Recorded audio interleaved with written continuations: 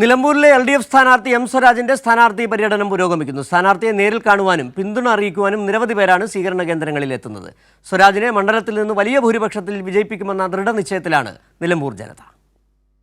വെള്ളിമുറ്റത്ത് നിന്നായിരുന്നു ഇന്നത്തെ സ്ഥാനാർത്ഥി പര്യടനം ആരംഭിച്ചത്. ബഹുജന സംഘടനകളുടെ നേതൃത്വത്തിൽ ഓരോ കേന്ദ്രത്തിലും LDF സ്ഥാനാർത്ഥി M. സ്വരാജിനെ മാലയിട്ട് സ്വീകരിച്ചു.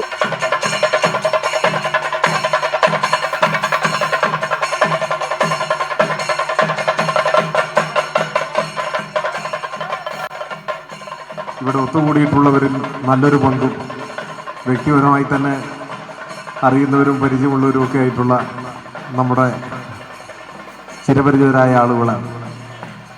ഈ ഉപതെരഞ്ഞെടുപ്പ് ഏതാനും മാസങ്ങൾ കഴിഞ്ഞാൽ വീണ്ടും സംസ്ഥാന നിയമസഭയിലേക്ക് തിരഞ്ഞെടുപ്പ് നടക്കുമെങ്കിലും അപ്പോൾ ആ അർത്ഥത്തിൽ ചുരുക്കം മാസങ്ങളിലേക്കുള്ള ഒരു തിരഞ്ഞെടുപ്പാണിതെങ്കിലും പ്രാധാന്യം ഒട്ടും കുറവല്ല ഈ തെരഞ്ഞെടുപ്പിന് എന്ന് നമ്മളെല്ലാവരും മനസ്സിലാക്കണം.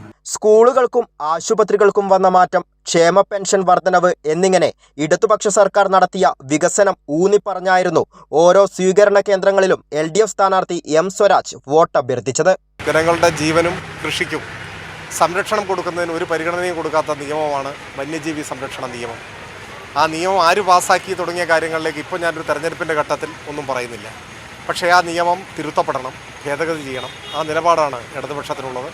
ഇന്ന് ഇന്ത്യയിൽ അധികാരത്തിലുള്ളവർ അതിന് മുൻകൈയെടുക്കുകയും വേണം. അല്ലാത്ത പക്ഷം ഇത്തരം പ്രദേശങ്ങളിൽ, മലയോര മേഖലകളിൽ സാധാരണക്കാരായ മനുഷ്യരുടെ ജീവിതം അസാധ്യമായിട്ട് മാറും. സ്വരാജ് വലിയ ഭൂരിപക്ഷത്തിൽ വിജയിക്കുമെന്ന ഉറച്ച വിശ്വാസത്തിലാണ് നിലമ്പൂർ ജനത. പഞ്ചായത്തിൽ നിന്ന് നമ്മൾ ആരും ക്ഷണിക്കാതെ തന്നെ വന്നുകൂടിയ ജനങ്ങളാണ്. ഒരാളും ക്ഷണിക്കാതെയാണ് ആൾക്കൂട്ടങ്ങൾ വന്നുകൊണ്ടിരിക്കുന്നത്. ഇത് വമ്പിച്ച വിജയത്തോടുകൂടി ഈ സ്വരാജിനെ ഇവിടുന്ന് വിജയിപ്പിക്കും ഈ നാട്ടിലുള്ള ജനങ്ങളെന്ന് എനിക്ക് ഉത്തമ വിശ്വാസമുണ്ട്. ചെറുപ്പം തൊട്ടറിയുന്ന നേതൃത്വ പാഠവും ഇത്ര കർശനമായ നേതൃത്വ പാഠമുള്ള ഒരു പയ്യനെ ഞാൻ കണ്ടിട്ടില്ല. മണ്ഡലത്തിലെ 19 സ്വീകരണ കേന്ദ്രങ്ങളിലൂടെയാണ് ഇന്ന് പര്യടനം നടക്കുന്നത്. കൈരളി ന്യൂസ്, നിലമ്പൂർ.